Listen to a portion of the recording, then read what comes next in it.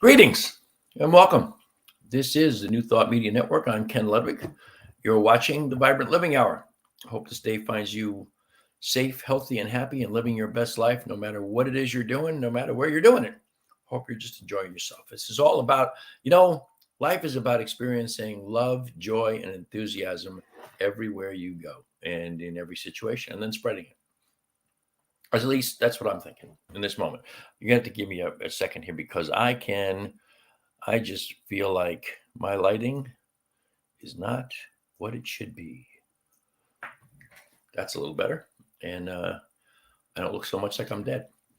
But anyway, yeah, hope you're living your best life. Hope you're just enjoying yourself. There's too many opportunities in this world to not enjoy yourself, to be annoyed, to be stressed, to be anxious and pissed off about whatever it is that's going on in the world, whatever's going on in your life, whatever's going on in your neighborhood, in your business, in your kids' school, whatever it is. There's plenty of things to be unsettled about. My choice is to each and every day start my morning with my affirmations and my little expressions that I do in the morning before my feet even hit the floor, and to set the stage to just enjoy the day, enjoy my life. And again, seek love, joy, and enthusiasm everywhere, and then spread it from there when I experience it. So again, I hope you're having a great day. I'm here kind of in a strange space today. I don't really have a whole lot on my mind. I had some things that happened. By the way, here's my CBD infused coffee, my Thursday afternoon coffee. New way to make the espresso that I mix with it. And this is a delicious cup of coffee mixed with my CBD infused Hempworks coffee here. This stuff here, man, this is the nuts, this stuff. But mixing that with some espresso, just really nice. And of course, I'll talk about my sponsor later on. I always do. Nice to squeeze that in. Hopefully it'll be something that you'll be interested in somewhere along the line. I can see you're out there. Whoever you are, I can see you're out there. If you're watching the show, just say hi or ask a question or give me a comment or something you'd like to hear about. Whatever it is. Just let me know you're out there. So on Tuesday night, today's Thursday, on Tuesday night, we had our monthly spiritual circle. My beloved Lisa and I connect with a couple in Hawaii, a couple and another friend, two other friends of ours in Colorado, and then us here in North Carolina. So we're covering whatever it is, 6 time zones. But we really have a great circle, and we have somebody usually leads. We take turns facilitating, and we decide who's going to do that however we decide. Who cares? But we come up with a subject.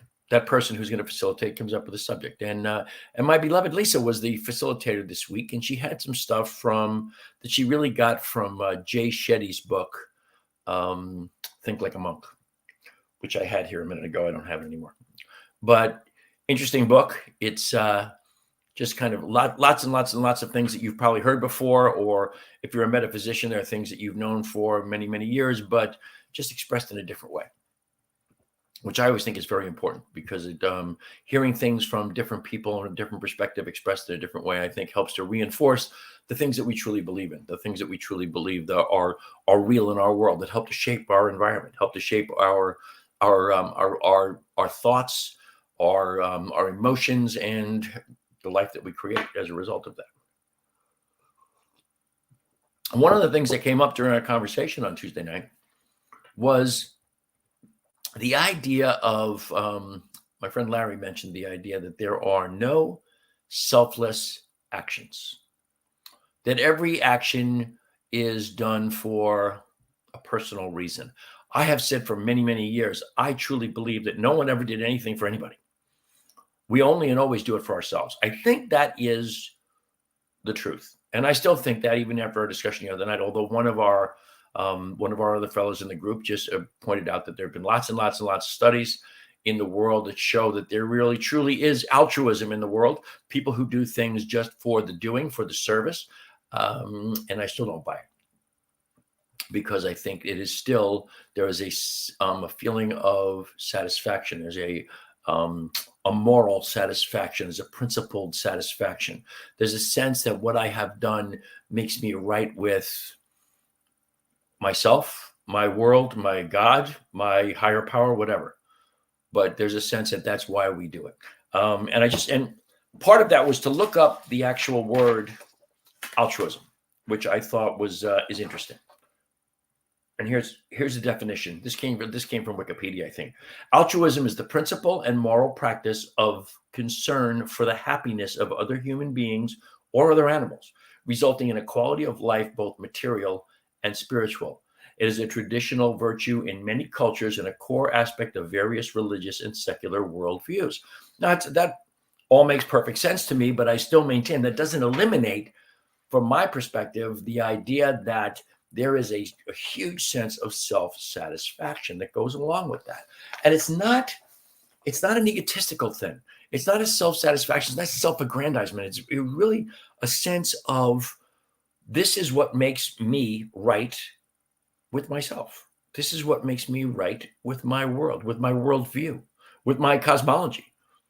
This is what I believe to be what I should be doing in the world right here, right now, to be the next highest vision of me, to be what I talk about a lot, to be a beneficial presence. Being a beneficial presence has an altruistic aspect to it, but is not entirely altruistic. And one of my favorite examples has always been Mother Teresa.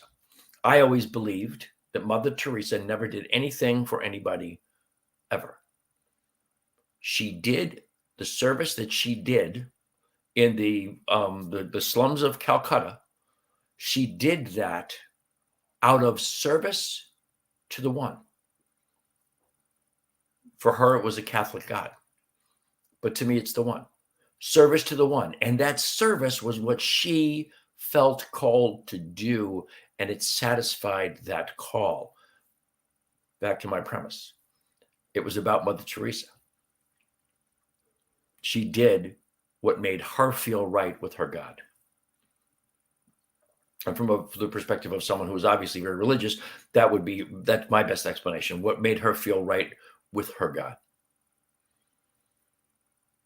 And I think there's a piece of that for each and every one of us. I am clear that, let's back up a little bit. I'm going to get really, really, really vulnerable here for a minute and tell you the truth about me. In this conversation we had on Tuesday night, I came to a realization about myself that I had never thought about before, had never occurred to me. It was never part of my thought process at all. And it was the idea that I have really been, I don't want to say suffered. It's not the right word. I have always been uncertain, if you will, about purpose. I don't know what my purpose is. I've never known what my purpose is. I have never felt truly fulfilled, if you will. I've had many, many, many times in my life where I felt great. I felt life was good. Life was wonderful. I was really experiencing things that made me feel good, but it was not fulfilling. It was not that sense of I am absolutely expressing my purpose in the world. And then I discovered the science of mind. First, I discovered metaphysics. Through the study of metaphysics, 4 or 5 years into that study, the science of mind appeared. And in the science of mind, I found a philosophy that made so much sense to me. I don't know if I've said this before on the show. I've said it many, many times before. In the beginning, when I first started studying metaphysics, before I got to the science of mind, when I first started studying metaphysics, I got really excited about it. And I would talk a little bit about it to people, and people would ask me questions, and my answer would always sound something like hebeda, hebeda, hebeda, hebeda, because I couldn't string together 2 cogent sentences around metaphysics. I was excited by it. I grokked it, if you will, but I didn't quite have the ability yet to express it. Again, 4 or 5 years into it, maybe 6, metaphysics morphed into the science of mind. The science of mind then kind of gave me a lot of clarity around the idea, around the principles, around the metaphysical cosmology, if you will. And from there, I went on to study, and I took classes, and I became a practitioner in the Centers for Spiritual Living. And I then taught for a half a dozen years in the teen church at Mile High Church, taught them, those kids, metaphysics, taught them the science of mind on Sunday morning. And then I started from there. I then created the young adult ministry at Mile High Church, which went on for, with me and without me. I was in it. I would think I went in and out 3 times. I started it, and then I left, and I came back, and then I left, and I came back again in the end. But the church really basically stopped supporting it after about 8 years. Really it never really quite got the traction that you need with young adults. They're a different breed than high school kids that are being brought to church by their mommy and daddy every Sunday. But anyway, I created that and taught in that for the better part of 6 years as well. 6 years of the teens, 6 years of that. Practitioner for 14 years before I finally just kind of didn't renew this past year. And it occurred to me in our Tuesday night conversation that, wow, I had a true sense of purpose then. I truly felt like I had a reason to get up, particularly on Sunday mornings. Sunday mornings, understand, I was at Mile High Church from 7:30 in the morning till 1:30 in the afternoon, pretty much every 1:30 or 2 o'clock every single Sunday. Very few times did I get to take off. And I was there because of the young people. And the other thing I told everyone on our Tuesday night thing was I have now not taught in the teen church in, I want to say 6 years. Might be even longer than that. But when I stopped, I had created some incredible, long-lasting friendships that to this day, I have Facebook friends that were teens I taught. People I interact with, not just, they don't like my posts, people who I interact with. And I love that I created those relationships. That was part of the purpose. That was part of the fulfillment of it all. And the continuing piece of feeling fulfilled around having done that experience. And I was in service without question or doubt that whole time to Mile High and to the teens and the young adults. And also then to parishioners as a spiritual counselor and prayer partner. And I never, ever thought about it. It never occurred to me. I never considered it my purpose until the other night, 2 nights ago.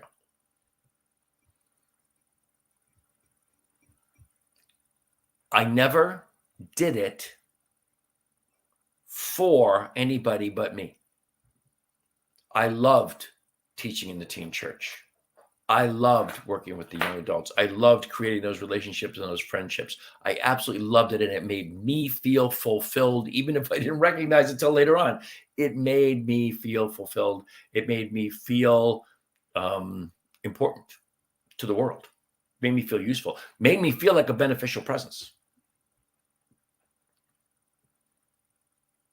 But now that I'm not doing that anymore, and now that I have not renewed my license with the Centers for Spiritual Living, with Mile High Church as a practitioner, and now that I have moved 2 months ago from Colorado to North Carolina, and understand I lived in Colorado for 46 years, moved there in 1975 as a man in my mid-20s.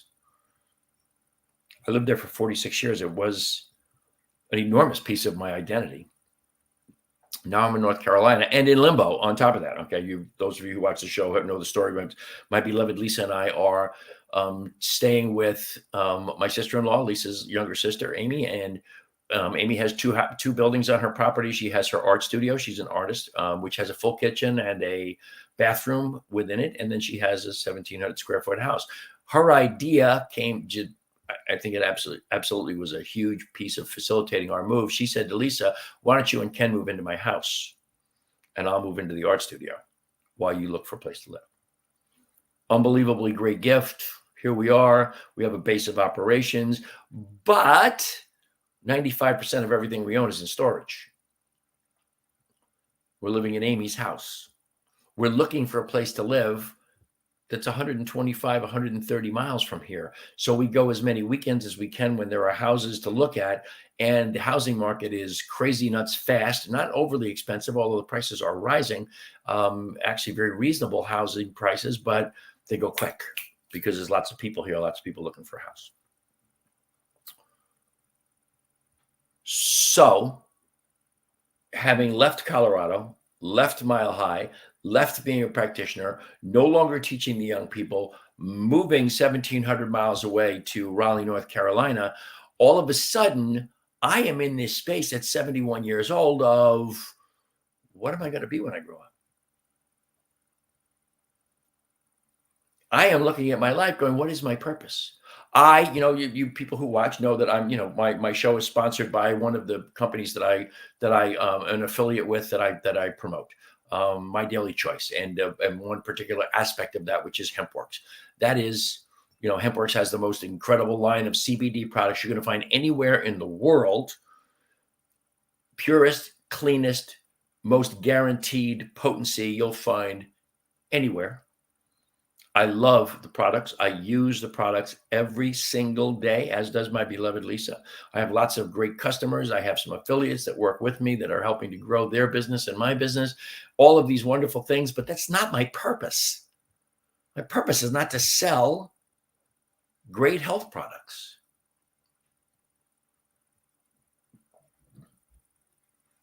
This podcast is closer to my purpose than what I do to make a living.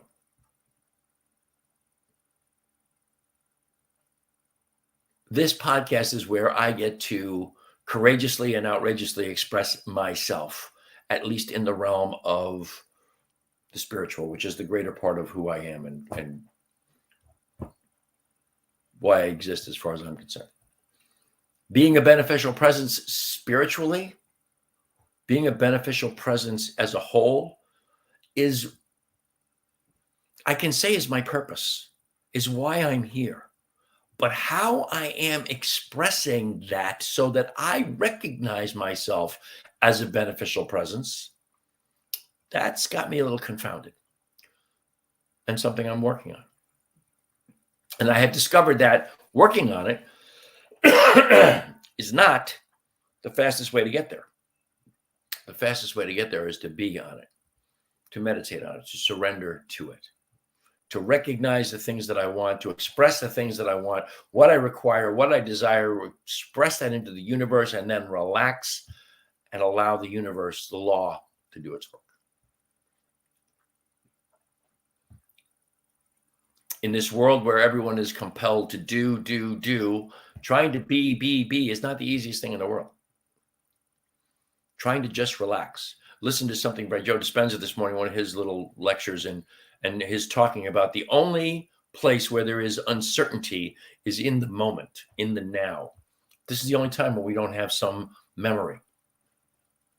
Whether we have memories of things that we are creating for our future, or memory of what's in the past, excuse me, we still are living from existing thought, except in the present. It's not always the easiest thing in my mind to wrap my head around, but the idea that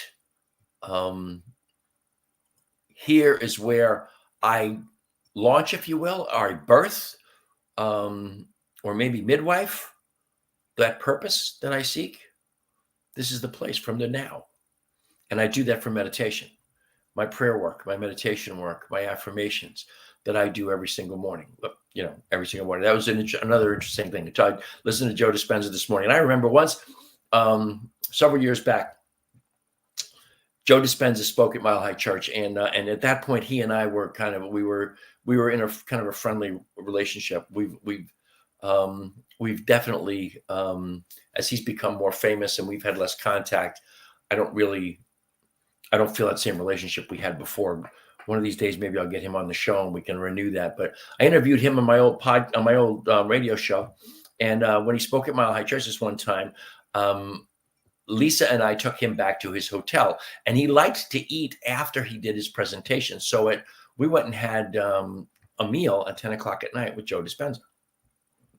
And I asked him the question about his daily meditations, because his meditations are very involved. And I said, "Do you do it every day?" And he laughed at me. And he said, "Ken, you know what? Life happens, man."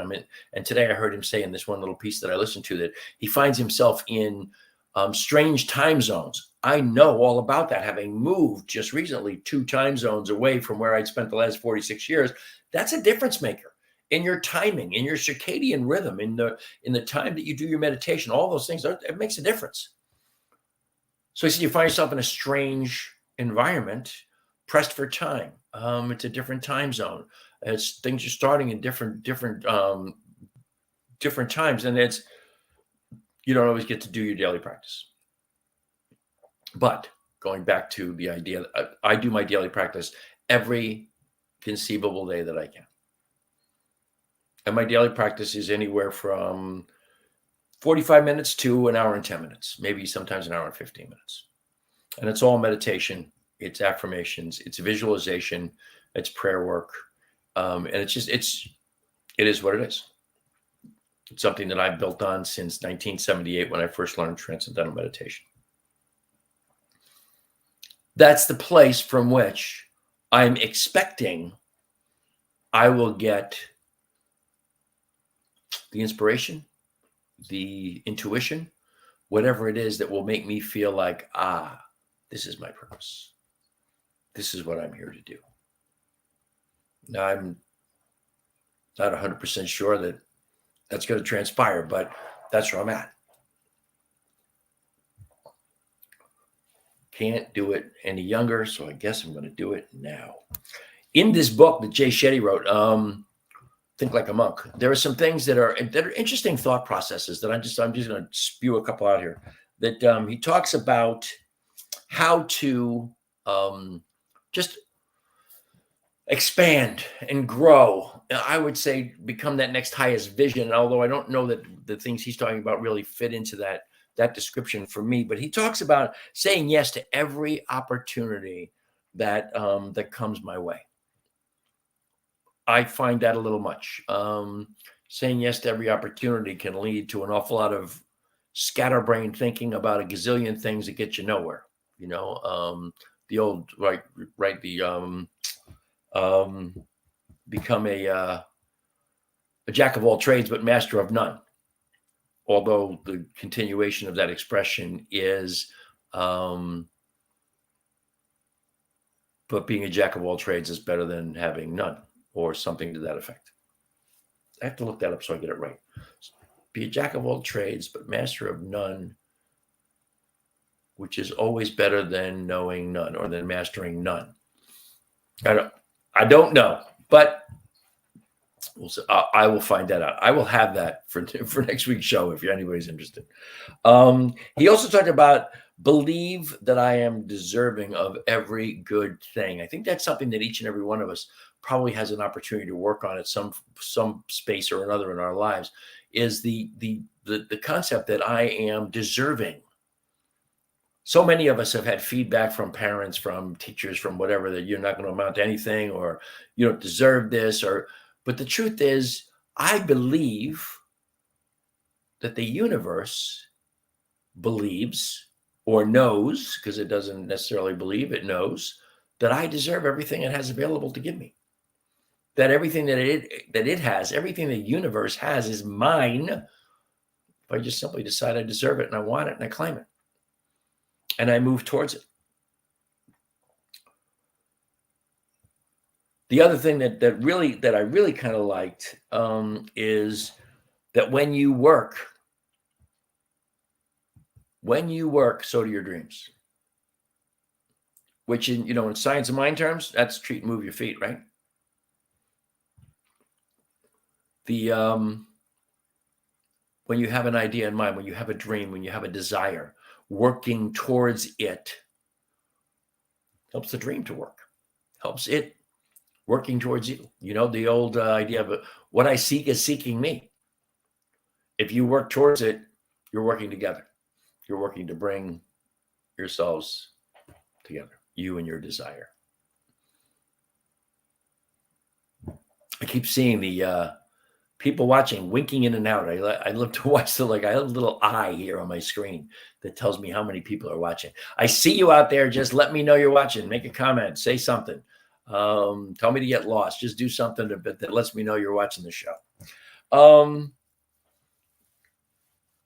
So yeah, so those are just some thoughts from Jay Shetty's book, Think Like a Monk. And I really have not, I've only just started it. Lisa told me to jump forward into the space on purpose because she knows that's something that I've been kind of working on. And it's very interesting. I read only the first 3 or 4 pages. I made no marks in it. I didn't make any notes. I'm just going to go back and read that all over again and start from the beginning of that particular chapter. But that book seems to have some resonance for me, although my beloved seems to think it really applies very much towards business millennials, if you will, or younger people in general. So yeah, that's just a thought there. The another thing that popped onto my radar today was a little blurb about laughter, which I love.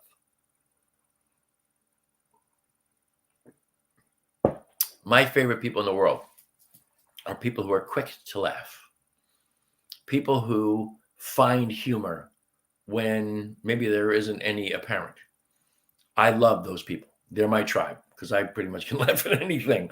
But laughter is really, really good for the soul. Laughter unlocks all kinds of brain chemicals, oxytocin, serotonin, that really kind of flood your body with feel good. It's not just you laughing. Your body feels good. The cells of your body feel good. It helps to reduce stress without a question or a doubt. It reduces heart disease. Laughter helps to reduce heart disease. Has to do with basically the laughter gets your blood going, if you will. It gets everything flowing. It is a natural painkiller. Laughing, if you're in pain and you start to laugh, your thought processes go elsewhere other than the pain. It improves your breathing. We all need help with breathing. I mean, I've never been a breathwork person. I don't know anything about it. I do know without a question or a doubt that breathwork is about really paying attention to the importance of your breath in your life. Breath is literally filling yourself with the Spirit. And most of us breathe too shallow. Part of that is because we spend so much of our time in our sympathetic nervous system, our autonomic nervous system, the sympathetic part of it, which is basically fight or flight, as opposed to the parasympathetic, which is rest and digest or breathe and feed. It is really a function of that gets us breathing heavy. That's one of the reasons why meditation is such a great deal. It's one of the reasons why when you're stressed out, taking 3 long, deep breaths will calm you down almost immediately, because breath is that influence in your body that feeds every cell, that gives every cell the biggest nutrient it needs, which is oxygen. By oxygenating your system, you simply reduce the anxiety, reduce the stress. Laughter helps to facilitate weight loss. Believe it or not. That's a truism. And it also helps you to look younger. And just think about that. I mean, just, look at my face right now with a smile on my face versus, wow. I see that. That's pretty funny. I see that. I look much older frowning or straight-faced than I do if I'm smiling or if I'm laughing. That's interesting. But then there's also, then there's all kinds of physiological things, as I mentioned earlier, with the neurotransmitters that you can look up and check out. But that's very cool.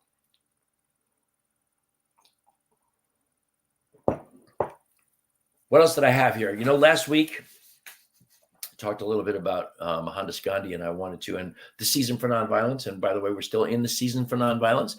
Anyone who doesn't, and I meant it, boy, you know what? That's, I'm sorry. My bad. I should have been way more in tune today with the season for nonviolence. I meant to print it out and I did not. There are 64 ways to celebrate 64 days of nonviolence. Today is the 10th of February. This would be like day 12, maybe, of the season for nonviolence. And on day 12, there would be a particular practice that you can embrace to foster nonviolence. The Season for Nonviolence, by the way, was started by the Association for Global New Thought and the grandson of Mahatma Gandhi, Arun Gandhi, 25 years ago. It celebrates the 64 days between January 30th, which is the day in 1948, I believe, that Mahatma Gandhi was assassinated, and April 4th, when Martin Luther King was assassinated in 1968. And I believe that's right, 48 and 68, 20 years between the two. But it celebrates those 64 days of nonviolence, since those are two of the most well-known proponents of nonviolence of the 20th century. That is the celebration of the Season for Nonviolence. And I was going to bring you more information about that. And I promise you, I will have that next week. You know what? And this is real. I've never done this before, but hang on here. I'm going to, on my sheet for next week, we're going to have some information on the Season for Nonviolence. And we will also get the information on Jack of all trades. So I will have that information for you so that I can be this incredible fountain of education and knowledge. Wasn't that wonderful? That's what I'm here to do, is to provide education and knowledge. But I wanted to, one of the things that you've heard this before, you've heard this in many different venues, but it came from Gandhi, Mahatma Gandhi, Mohandas K. Gandhi, also known as Mahatma. Your beliefs become your thoughts. Your thoughts become your words become your actions become your habits become your values become your destiny. One more time. Your beliefs become your thoughts become your words become your actions become your habits become your values become your destiny. You know, once upon a time, it was said of Mohandas Gandhi that he was always so calm, level-headed, clear, because his words, thoughts, and deeds were in alignment. They were congruent. And if that's what you can do with your belief system, with your thoughts and your beliefs and your actions and your words and how you express into the world, if it can all be congruent, if everything can be you expressing yourself as that beneficial presence, if you can do that, you make a difference in the world, as the Mahatma did. So take a moment here to tell you a couple of things. You know, I talk about my great products that I market. This is Relief Cream. Can I get that in the camera so you can read it? Probably not. I'm not very good at that. I don't know why. Maybe it's just the label reflects it. Can you see? Relief, it's called. It is a cream. It is infused with CBD and CBG, which is the next cannabinoid of interest after CBD. CBG is getting a lot of study as to its efficacy. Relief Cream is a topical cream. I got this when I first started with the company 2 years ago, and I really liked it, and I just kind of stopped using it. Had other things going on, blah, blah, blah. My beloved Lisa pulled a muscle in her arm, lifting weights, and it's deep. It's like inside her bicep, and it's kind of annoying her. And so we got her some Relief Cream. And guess what? It's relief. It's working for her. I mentioned a while back that we have this, the company, My Daily Choice, has a new protocol called Body Melt. Body Melt is a weight control protocol that is getting rave reviews, doing amazing things. I'm using it myself right now. It's really hard for me because with this traveling back and forth to Winston-Salem to look for a house, it's really hard to maintain any kind of routine as far as having shakes and taking things when you're supposed to be taking them. But I'm doing it when I'm home, and I'm trying my best here. My goal is to lose more weight than I want to tell you about, just in case I don't make it. But one of the ingredients of this thing is this is the High Performance Energy Blend. This is a concoction of B vitamins and some choline, some calcium, some other things that are in here that I have been using it in my shake. And it's meant to be like a separate drink, like a little kind of pick-me-up drink. But I've been using it in my shake. 1 scoop, and I want to show you this because it's a little scoop. That's like a level teaspoon scoop in my shake, has given me a real sense of, I don't want to say being energized. I just want to say I'm awake. Let's put it that way. I'm awake. I'm alert. B vitamins have a tendency to do that for me, and I think they probably should do it for everybody. But I love this concoction here.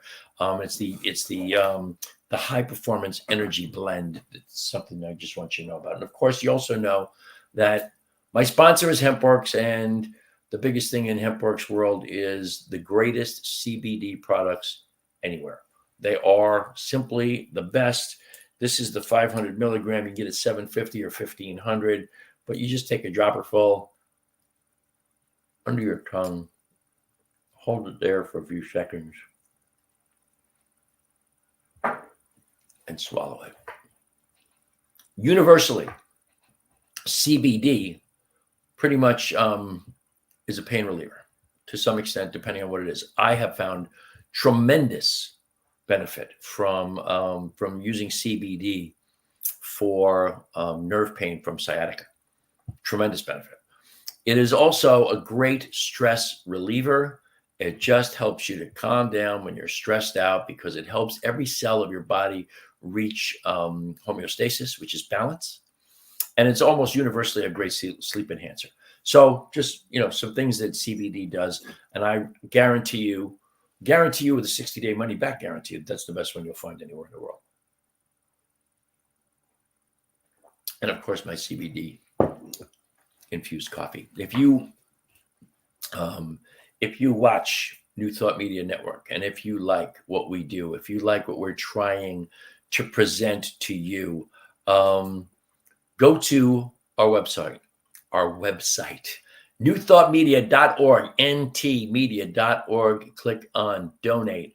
We are a nonprofit organization. We are absolutely thrilled beyond belief with whatever you would donate to support us and to help us continue our mission.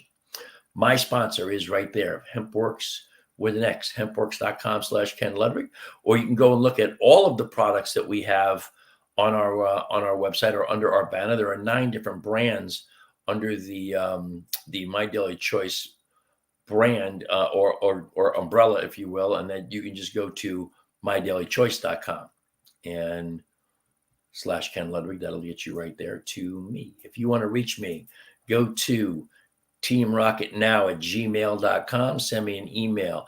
If you want to see more about what my beloved Lisa and I are up to, you can go to our Facebook page, Vibrant Aging. And eventually I'll get around to make it Vibrant Aging, Vibrant Living, because it's associated with the show. And this is obviously the Vibrant Living Hour. That's about it. That's about all I have for you. Oh, on Instagram, you can find me as Evolving Hippie with an underscore between the 2 words there, if you're so interested in that particular venue. And by the way, if you're interested in the weight management protocol that this high performance energy blend is part of, Body Melt, go to bodymelt.com. Again, /my name, Ken Ludwig, and you'll find out all you need to know about Body Melt and how it might help you, and how you might help you manage your weight and help you be or get to wherever it is that you want to get to as far as being healthy. I'll let you know when I get to the weight that I want to be, but we'll see how long that takes. Again, ntmedia.org.